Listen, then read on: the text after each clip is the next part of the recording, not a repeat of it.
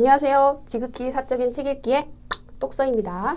똑진입니다. 네, 저희 도덕경 계속 리뷰할게요. 오늘 도덕경은 42장과 44장 리뷰하겠습니다.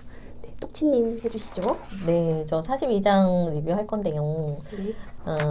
도생 1, 일생 2, 이생 3, 삼생 만물. 이걸 보면 도에서 1이 나고 1에서 2가 나고 2에서 3이 나고 3에서 만물이 났다. 이런 식으로 이제 해석이 될 수도 있지만 최진석 교수님의 설명을 보면 이건 어떤 수직적인 관계에서 뭐에서 뭐가 나고 뭐에서 뭐가 나고 이런 의미보다는 이것들이 어떻게 약간 물, 수증기, 얼음들 사이의 관계처럼 서로 좀 존재의 어떤 형태가 다를 뿐이지 같이 공존하고 있는 그런 의미로 해석을 하셨더라고요. 그래서 도생일, 도는 1이라는 관념을 이루고 우리가 도를 1로 표현한다는 것은 이전에도 리뷰하면서 말씀을 드린 적이 있었는데 이 1이라는 것은 한 일자잖아요. 하나라는 건데 도는 세계를 존재하게 하는 어떤 형식인데 모든 것은 대립되는 면을 가지고 있잖아요. 한 쌍으로 이루어진. 근데 도는 반대되는 게 없다는 거죠. 그래서 반대되는 게 없어서 25장에 독립불개 홀로 서 있으면서 달라지지 않는다. 이런 말이 있었던 것처럼 이 도라는 것은 하나로서 존재한다는 거죠. 그런데 그 하나가 완전히 완벽한 하나는 아니고 그 안에 서로 대립되는 그 두 개의 면들이 다 들어가 있는 거예요. 그런 것들이 서로 섞여서 새끼줄처럼 꼬아져서 이렇게 이제 존재하는 게 일이거든요. 그래서 이 도는 일이라는 관념을 이루고 일은 대립되는 두 면의 의미와 존재성을 갖게 하고 그거 말씀드린 것처럼 서로 대립되는 거, 뭐 길고 짧은 거, 무겁고 가벼운 거, 뭐 유와 무 이런 것들이 서로 일 안에서 서로 새끼줄처럼 꼬여서 존재한다는 거죠. 대립되는 두 면은 조화를 이뤄 어떤 것을 빚어내고 이때 어떤 것이 3인데 이 대립되는 두 면, 그러니까 예를 들어서 이제 뭐 길고 짧다 이런 것들은 길이라는 어떤 3을 나타내게 되는 거죠. 그 다음에 유와 무도 같이 합해져서 어떤 유무가 같이 존재하는 어떤 것. 예를 들어서 뭐 여기서 컵 얘기 잠깐 나왔었는데 노잔 보통 사람들은 눈에 보이는 유의 형태인 컵의 모양만 보잖아요. 근데 노자는 그 컵에서 컵 안에 담겨 있는 무의 공간까지 본다는 거죠. 그렇게 해서 대립되는 두 면은 조화를 이뤄서 어떤 것을 빚어내고 대립면의 조화로 이루어진 어떤 것들이 합쳐져서 만물을 이룬다. 그래서 여기에서 이제 만물이라는 거, 그러니까 대립되는 두 면을 뭐 길고 짧다 이거 뭐 다 말하기 힘드니까 한쪽은 한쪽은 양이라고 얘기를 한다면 이 양이라는 두 대립면들이 서로 어느 지점에서는 충돌할 거란 말이에요. 그러면서 어떤 균형을 잡아갈 건데 그런 균형 상태를 이룬 것이 만물이 존재하는 형식이다라고 설명하고 있습니다. 만물 부음 이포양 충기 이화. 그래서 만물은 음을 진 채 양을 품고 있는데 두 기가 서로 만나서 조화를 이룬 것이다. 이게 방금 전에 제가 설명드린 그 이야기가 되겠습니다. 자, 그래서 여기 도생일, 일생이, 이생삼, 삼생 만물은 제가 이 부분을 공부할 때 칼 세이건의 코스모스에서 읽었던 그 우주의 생성 원리, 생성 모습이 떠오르더라고요. 그러니까 빅뱅 이후에 수많은 그 입자들이 우주 전체로 퍼져 나가잖아요. 그래서 그 작은 원자들이 모여서 또 어떤 물질이 되고 그런 물질들이 모여서 행성도 되고 별도 되고 우리 사람도 되고 막 이렇게 됐었잖아요. 그러니까 우주가 어떤 생성되는 그 원리처럼 이 도가 존재하는 것 같다는 생각이 딱 들더라고요. 네, 그 다음은 인지, 소오, 유고가, 불곡, 이왕공, 이위칭. 그러니까 위에서 도가 이런 식으로 존재한다는 것을 알게 되면 지금과 같은 지혜를 얻게 된다는 거예요. 그래서 인지소오, 사람들이 싫어하는 것이 유고가 불곡, 외롭게 되거나 덕이 적거나 복이 없는 것인데 이왕공, 이위칭. 오히려 왕은 그런 것들로 자신을 일컫는다. 왕하면 고귀한, 높은 사람 이런 게 떠오르잖아요. 근데 외롭고 덕이 적고 복이 없는 것은 약간 비천하고 낮은 사람 같은 느낌이 나는데 그런 걸로 자신을 일컫는다는 건 자기와 대립되는 면을 포용한다는 거죠. 함께 왜냐하면 이런 것들이 없으면 왕이 존재할 수가 사실 없거든요. 그러니까 왕은 도의 그 이치를 깨달아서 이런 지혜를 발휘하는 거죠. 고물혹손 지이익 혹익지 이손. 그러므로 그들은 도에 의하여 만물이란 언제나 덜면 더해지고 더하면 덜게 됨을 안다. 아까 이제 만물이라는 것 자체가 음과 양이라는 두 대립면이 서로 충돌해서 어떤 균형 상태를 이룬 것이라고 했잖아요. 그러니까 균형을 이루어야 하기 때문에 언제나 인위적으로 덜면 더해지기 마련이고 인위적으로 더하면 덜게 되는 게 마련이라는 얘기인 것 같아요. 그래서 이것도 이제 도가 우리 세계에 존재하는 어떤 방법에 대해서 이야기를 하고 있고요. 그다음에 인지소교, 아역교지. 남들이 가르치는 바를 나 역시 가르친다. 이것은 제가 해석할 때 가장 이해하기 힘들었던 부분이기도 하는데, 남들이 가르치는 거라는 것은 약간 나하고 맞지 않는 거잖아요. 나하고 대립되는 어떤 면인데, 그것까지 내가 가르친다는 건 아까 왕이 자기와 다른 비천함을 포용했던 것처럼 나 역시 그런 것들을 같이 포용하겠다 하는 개방적인 태도를 어떤 얘기하는 것 같아요. 그런 것을. 근데 이렇게 하지 못하는 사람은 밑에처럼 되는 거죠. 강양자 무득기사, 오장이위 교부. 강한 들보처럼 세력의 중심에 있는 굳세고 강한 자는 제명에 죽지 못하니 나는 이런 이치를 가르침의 근본으로 삼으려 한다. 항상 그 노자의 도덕경에서 이야기하는 것은 오렐구, 오래 사는 거잖아요. 근데 이렇게 강하고 아주 그 단단하고 유연하게 대처하지 못하면 언젠가는 이렇게 정복을 당하거나 치욕을 당하거나 이렇게 된다는 거죠. 네. 네. 혹시 똑선님은 42장에서 네. 아까 인지소교 아역교지에서 제가 최진석 교수님이 예를 들어 놓으신 게 마음에 드는 게 있어요. 예전에 김수환 추기경님과 법정 스님이 서로 교류하시면서 상대방의 그 종교를 이해하고 서로 배우려고 하는 관용적인 자세를 가지셨거든요. 그러니까 다른 종교라고 배타하지 않고 서로 포용하려고 하는 그 자세가 바로 아역교지, 나 역시 가르친다라는 뜻이 아닐까 싶습니다. 네, 그렇게 말씀해 주시니까 이해가 잘 됐네요. 네, 그러면 제가 이제 44장 하겠습니다. 명여 신숙친 신여화 숙다 득여 망숙명. 명예와 몸 중 어느 것이 가까운가? 몸이 더 가깝다는 뜻이고요. 몸과 재화 중 어느 것이 소중한가? 몸이 더 소중하다는 뜻입니다.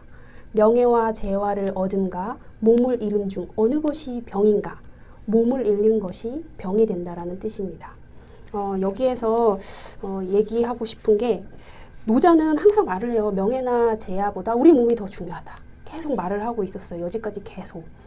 근데 지금을 사는 우리들은 당연히 개인의 가치가 소중한 줄 알아서 당연히 내가 소중하다고 생각을 하는데, 불과 얼마 전 그 조선시대나 중세 귀족사회 같은 경우를 보면 집안의 이름에 먹칠을 하느니, 가문의 이름을 먹칠을 하느니 네가 명예롭게 죽어라, 이런 요구를 아주 당당하게 했었거든요. 그때 당시에는 자기 몸보다 자신 집안의 이름이 더 소중했던 거예요. 그래서 시대가 바뀌면서 그걸 받아들일 수 있는 게 다른데, 아마 이 도덕경에 쓰여졌을 때 노자의 시대도 아마 개인의 가치가 지금보다는 그렇게 중하게 여기지 않았을 거예요. 그렇지만 노자는 그런 사상을 갖고 있는 그 시대에도 당신의 몸이 더 소중하다라고 계속 말을 하고 있습니다.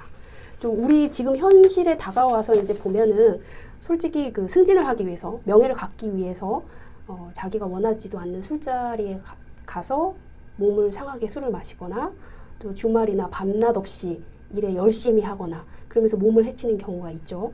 요즘엔 거의 드물지만 종종 그런 경우가 있고, 그 다음에 재화, 돈을 벌려고 정말 밤낮 없이 일을 하는 경우가 있습니다. 자기 몸을 상해 가면서. 그러면 지금 이제 현실에서도 그러한데, 그때마다 노자는 계속 말을 해요. 주객이 전도됐다. 네 몸이 가장 중요하다. 그 노자 도덕경 12장에 보면 시성인 위복 불위목이 나옵니다. 이 뜻은 성인은 배를 위하지 눈을 위하지 않는다. 여기에서 이제 배는 의식주를 해결할 수 있는, 의식주를 해결하면서 생존할 수 있는 몸을 위하지 남의 눈을 의식하지 않는다라는 의미거든요. 남을 의식한다는 건 남한테 잘나 보이려고 명성을 더 높이 쌓고 재화를 더 많이 축적하려고 하지 않고 내 몸을 더 소중히 여긴다는 겁니다. 지금은 당연하게 받아들이는 이 가치가 그 당시에는 아마 당연하진 않았을 것 같다는 생각이 들어요. 시고 심의 필 대비. 이런 까닭에 명예와 재화에 애착이 심하면 반드시 큰 비용이 들고, 다장 필 후망. 명예와 재화를 많이 쌓아두면 반드시 크게 잃는다.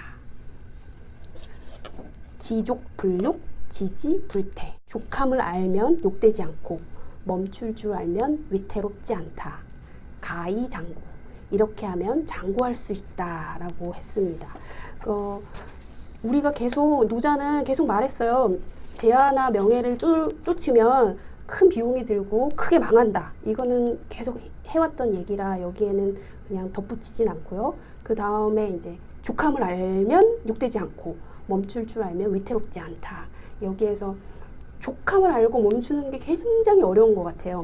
노자가 보기에는 그 모든 우환의 원천은 멈출 줄 모르는 것이라고 합니다. 명예를 얻음도 재화를 얻음도 그 족함을 알고 멈출 줄 알아야지 계속 더 높은 명예를 갖고자 더 많은 돈을 갖고자 하면 위태롭게 된다는 뜻입니다. 우리 예전에 비트코인 유행했을 때 어떤 사람들은 거기에서 돈을 번 사람이 있는 경우가 있었고요. 어떤 사람들은 돈을 많이 잃은 경우가 있었어요. 그때 돈을 얻은 사람은 막 비트코인이 치고 올라갔지만 자기가 족함을 알고 현금화에서 빠져나온 사람들은 돈을 벌었지만 그렇지 않고 계속 올라가니까 내일도 올라가겠지. 조금만 더 욕심을 부리다가 멈출 줄 모르는 사람은 돈을 결국에 잃었거든요.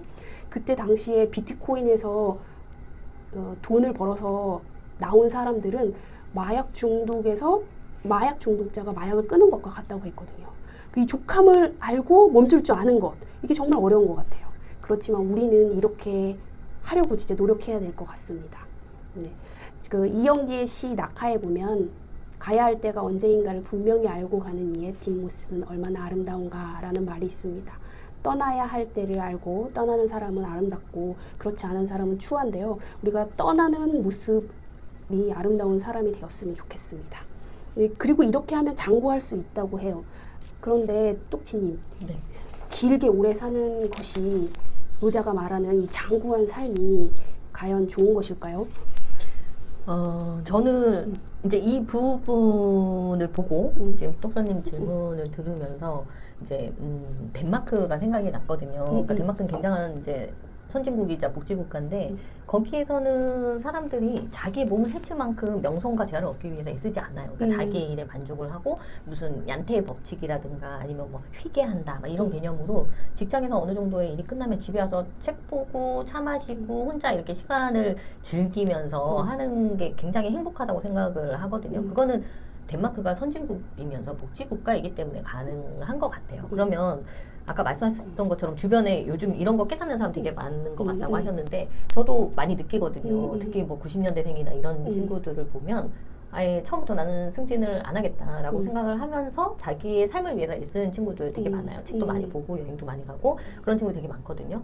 그거는 우리나라가 선진국, 요즘은 선진국, 그다음에 후진국 이렇게 구분하지 않고 국가를 5단계로 구분할 때 우리나라가 가장 잘 사는 1단계 나라에 들어갔더라고요. 도입이 됐더라고요, 진입이. 그렇게 따지면 우리나라도 어느 정도 이런 것을 실행해도 될 만큼의 생존권이 굉장히 보장이 된다는 거죠. 그럴 때는 이게 가능한 것 같아요. 그런데 6.25 전쟁 이후에 진짜 가장 못 살았던 나라였을 때는 사실 명성이라든가 재화가 정말 중요하지 않았을까요? 생존권과 연결되는 일이었기 때문에. 네. 그래서 이 도덕경이 지금에 와서 다시 각광받을 것 같아요. 앞으로 좀 더 많은 사람들이 이것을 읽게 될 것 같은데 지금은 길고 가늘게 사는 게 맞다고 생각합니다. 저도 그렇게 살고 있고요. 네.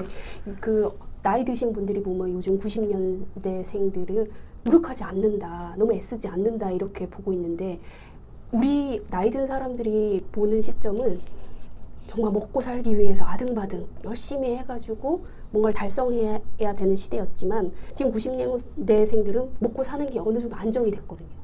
먹고 사는 배가 채워지면 그 다음부터 길고 가늘게 살 수 있는 것 같아요, 정말.